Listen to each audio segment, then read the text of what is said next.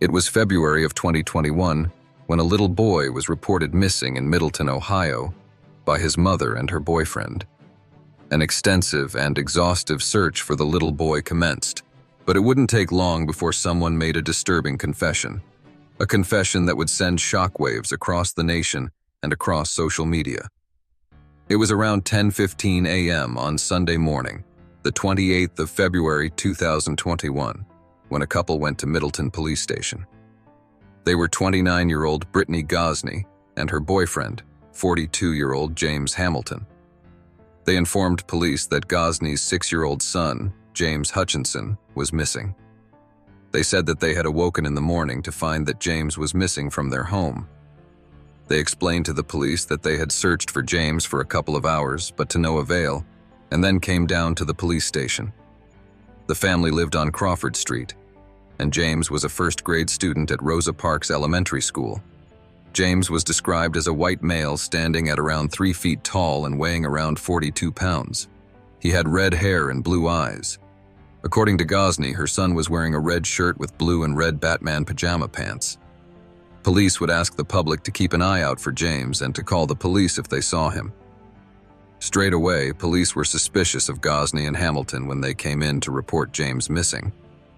They both had conflicting versions of events when it came to the last time that they had seen James. It appeared as though they couldn't quite get their story straight, so naturally, police separated them and spoke to them individually. Hamilton said that he had awoken at around 3:45 a.m. to find James missing.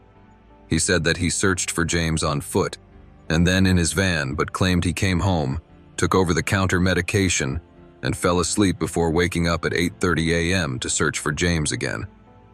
It wouldn't take long until the truth finally came out, and it was more horrific than anybody could have ever imagined. Meanwhile, in the interrogation room next door, Gosney was coming clean. While she had tried to lie about what had happened, she got caught up in her own lies and was called out by the investigator.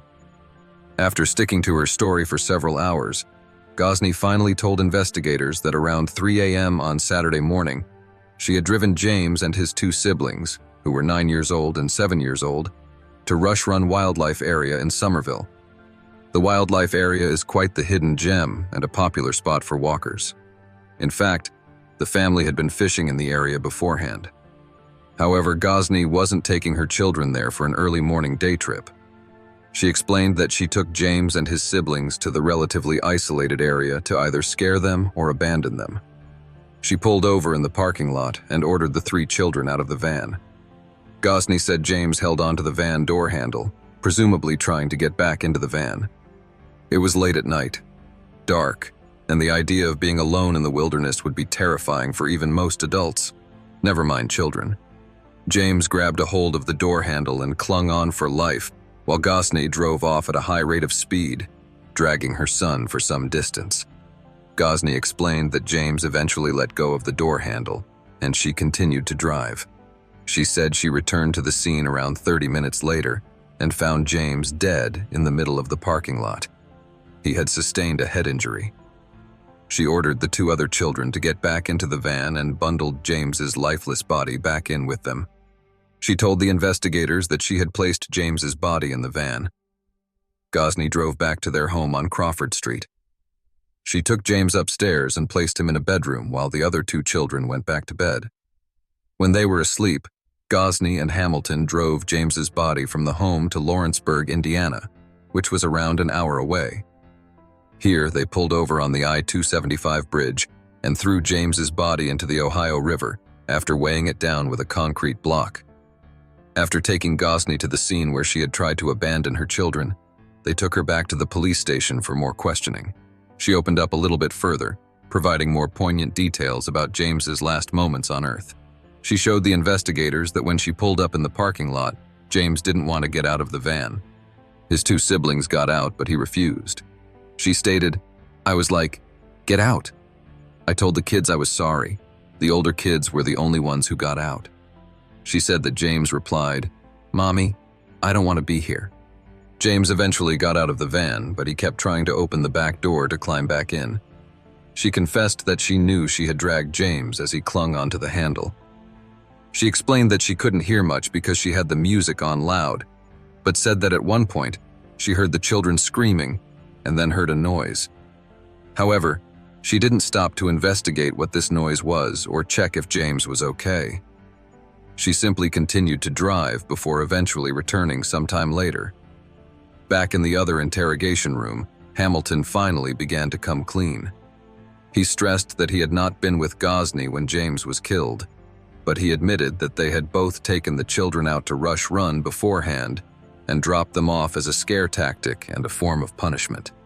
He stated, "She was supposed to take the kids up there and give them a scare tactic, drop them off for a few minutes, and then turn around and go get them, because they was all acting up real bad. Well, all of a sudden she calls me, then told me James was chasing after her and tripped and fell and hit his head, busted his head open, and he was dead." Hamilton seemingly became aware that he had given incriminating statements, saying to the investigator, "I'm going to jail just for helping her. This isn't fair to me." The investigator replied, "It isn't fair to the little boy either." With the gruesome revelation, investigators embarked on the Ohio River to begin the search for James. They were assisted by search and rescue teams, but the water levels were extremely high, and the water was treacherous, which hampered the search. In fact, the rain over the weekend, combined with the melting of snow, made it far too difficult to search, and the search needed to be postponed for a while as water levels were routinely checked to determine when it was safe enough to continue. Following the confessions, Gosney and Hamilton were both arrested. Gosney was charged with murder, abuse of a corpse, and tampering with evidence. Hamilton was charged with abuse of a corpse and tampering with evidence. James had lived in Middletown with his mother, Gosney, her boyfriend, Hamilton, and his two siblings, Rachel and Lucas. Gosney and James's father, Lewis Hutchinson, had separated just the year before. Lewis described his son as a great kid, adding that he was really funny and brought joy to everybody who had the opportunity of meeting him. The family had lived quite a transient lifestyle, bouncing from area to area and from hotel to hotel. They had lived in various locations over the preceding years, including Kentucky and Florida. Gosney and Hamilton had met around a year before James was killed. At the time, Gosney and James's father, Lewis, had moved in with Lewis's sister, Priscilla, and Hamilton, who at the time were actually married and had been for the past 12 years. The two couples had lived together and raised their children in the same home until Lewis and his sister began to accuse Gosney and Hamilton of having an affair, which they were. Gosney and Hamilton eventually moved out together and bounced from hotel to hotel before moving into the home in Middletown just a week before James was killed. For a while, Gosney had worked as a cashier at Family Dollar but said she left due to sexual harassment. She had worked for some time at Kroger, but she left that job because of transportation issues. Hamilton didn't have a job either. He had a lengthy criminal record that spanned decades. In 1999, he was convicted of burglary, and then in 2005, he was convicted on a weapons charge, both felony convictions.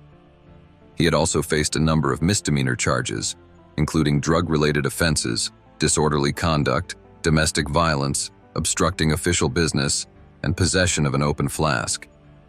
Gosney also had a fourth child, but years earlier, that child had been removed from her care, placed into foster care, and subsequently adopted. This was quite similar to Gosney's own background. She had lived with her father and his girlfriend, but when she was 12 years old, she was removed by Hamilton County Children's Services and was placed in various foster homes before being emancipated at 18 years old. In the wake of the arrests, James's siblings, Rachel and Lucas, were placed into foster care. As investigators were trying to establish a motive, Gosney would provide them with one. She claimed that for some time, Hamilton had been pressuring her to get rid of James and his two siblings. She said that Hamilton beat the children and tied them up. The search for James's body still hadn't been able to continue. Recovering a body from a river is extremely difficult, even under conditions that are considered ideal. The water was very fast-flowing in the Ohio River, and in addition, it was carrying a lot of debris. Unfortunately, the search would be a high risk to the safety of the divers, as there was every chance they could become trapped beneath the murky waters. As Gosney's trial was fast approaching, she appeared in court in mid-August. During the court hearing, she pleaded guilty to murder and 2 counts of felony child endangerment. The guilty plea was part of a plea agreement in which the remaining 13 counts against her were dismissed. Hamilton would follow suit, appearing in court shortly thereafter to plead guilty to kidnapping, gross abuse of a corpse, and 2 counts of child endangering. These charges related to the abuse of James's siblings and helping dispose of James's body. The sentencing phases were to follow, but before then, a bench memorializing James was placed at his former elementary school. The bench contained a photograph of James smiling on the back, alongside the words, "The greatest thing we can do is help somebody know that they are loved and capable of loving."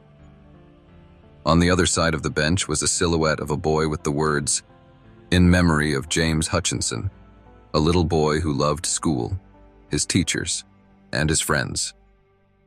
Since James's body had not been recovered, the bench symbolized something close to a gravestone.